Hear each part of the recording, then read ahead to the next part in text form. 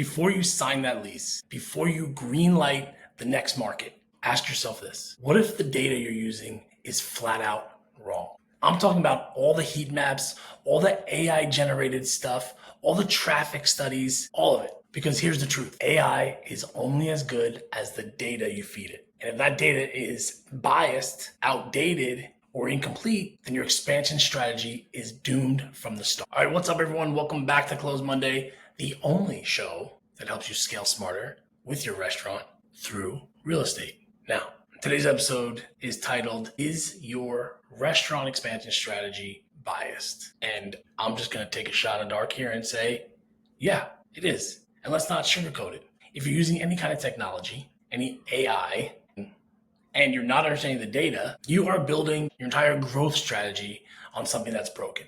And the worst part is you are having this feeling that you have this data-driven process because it looks great on your website, it looks great in your pitch deck. But what's under the hood is severely flawed, and that is just something that can't happen. It can't happen. So let's unpack it. Because if you're trying to scale the locations in 2025 and beyond, this is everything. So AI is everywhere now. And I'm kind of on the fence with this because, I know that people are talking about ChatGPT and Claude and Gemini and all these things. And it has almost I know how to use that. I get it. And the reality is that's like the nursery school of AI. There's so much more to it. And I think the reality in the real estate world and in the prop tech world is what's happening with AI is kind of in between those two scenarios. I mean, you've got site selection tools, you've got market scorecards, you've got traffic counts, heat maps, labor forecasting. My boy Matt Wampler has Clear Cogs where they work on your food and your inventory. But right now there are over 500 prop tech companies that are offering AI-driven services to real estate, for real estate. And you're starting to hear a lot of terms. You're starting to understand things like predictive analytics, trade area optimization, and it all sounds legit. You want to believe that it's legit. And a lot of it is. But here's what nobody's saying. Even the best AI tools can't overcome shitty inputs. Garbage in, garbage out. You've heard that before. And this is where the bias creeps in. If the data it's learning from is outdated or flawed or overly generalized, the smart recommendations you're getting are really just a slightly more sophisticated version of some old data. And that's more often the case. For example, just to make this something that you guys are probably more familiar with, when you plug in a question into ChatGPT, how do you know what you're getting is accurate? You're taking it for its word. You're just happy to get a response. But take that to another level. You've got a whole bunch of data and you're dumping it into this system. You're going to want to know where that data is coming from. I could dump in a whole bunch of data from 1999 that will make something look worse than what it really is. Why somebody would do that, I don't know. I don't know why I use that example, but I think you get my point. Bad data is bad data, no matter if it comes in the form of an email, in a phone call, or through an AI.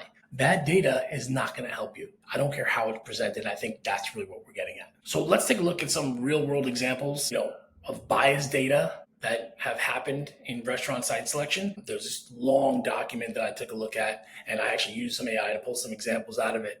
But there was a really high foot traffic location that this broker was mentioning for this concept. And it turned out that 80% of that foot traffic was coming from commuters. So is that really foot traffic you can rely on? When are they commuting?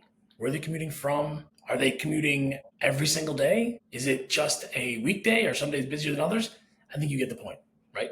That alone is not going to be indicative of anything for you if you don't know what is actually behind it. A trade area that has shown as being highly affluent, but 60% of that income is not going to QSRs. They're spending that money elsewhere. This affluent community is not eating out at QSR type concepts. They're spending their money on health, on wellness, on fine dining. Who knows? So affluent area means what exactly? What does that mean? Where is that money getting spent? There's certainly AI that can show you that. It costs a little bit more, but again, all I want you to take away from this is don't take it for what it says in the AI if you don't know where it's coming from. Certain demos, or here's a good one, a neighborhood that is being listed as up and coming. Rents are going up. That's proof of, hey, look, rents are going up. It's more desirable. But what that doesn't tell you is, yeah, it's more desirable. It's putting a tremendous strain on the building department. It's taking 30% longer to get permits back or zoning approvals done. All of this stuff impacts the decision-making process. And something like permits and zoning approval, that could push you out like another year. And that's an absolute nightmare. I think these are what we're going to call the blind spots for AI right now. These little blind spots, they live behind the algorithm that's spitting out this information. And unless you're asking the tough questions, you won't see them until it's way too late. So let me hit you with some numbers, again, from this article that I read. A Florida coffee chain scaled from 20 to 80 stores by using AI to target markets based on real customer data, not just population stats. A Hawaiian concept in Hawaii cut its break-even period by 45% by using some location intelligence software that mapped profitability against foot traffic and alignment to their core demos. Now, all that stuff makes sense and is great. One commercial real estate firm in this article, they discovered that over $1 million in lease execution clauses because the human review process, and on the brokerage side, this helps too. One firm mentioned here discovered over $1 million in missed lease escalation clauses because the human review process failed and the AI caught it, sort of retroactively. Numbers matter. They're not just theoretical wins. They're proof that using the right data in the right way directly impacts your profitability and risk. AI does not know your brand DNA, does not know what you are comprised of on a concept level. A lot of franchisors and a lot of real estate teams are treating AI sort of like a vending machine where they just punch in the zip code or punch in the address, wait for a map to pop up. They pick the most red, hottest little dot area. But the reality is it's a lot more complex. The AI does not know your brand, does not know your customers, does not know your brand DNA. It doesn't understand your unit level economics. And it certainly doesn't care that you crush it with walk-up traffic and just, you suck at drive-thrus. It doesn't understand that.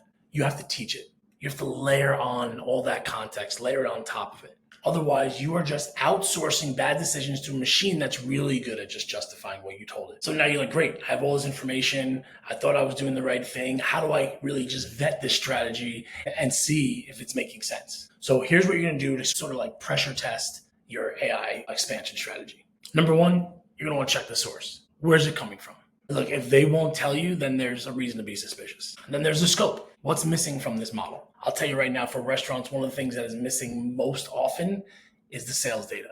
There is plenty of technology, pre-AI even, at least I think it's pre-AI, that can do a great quantitative analysis on the potential sales of a given location based on the data it has of other stores. Now, it obviously helps if you have a ton of other stores, but that technology exists and it's used by a lot of franchisors right now. But what you want to make sure is in your model are things that really matter to you. Does it account for co-tenancy? Does it account for zoning delays, parking ratios, speed of permitting? How about freshness? When's this data from? 19 foot traffic doesn't mean a damn thing in a post-pandemic world where things are a little bit more hybrid. You got remote workers. Does it factor that in? And lastly, the explanation of it all.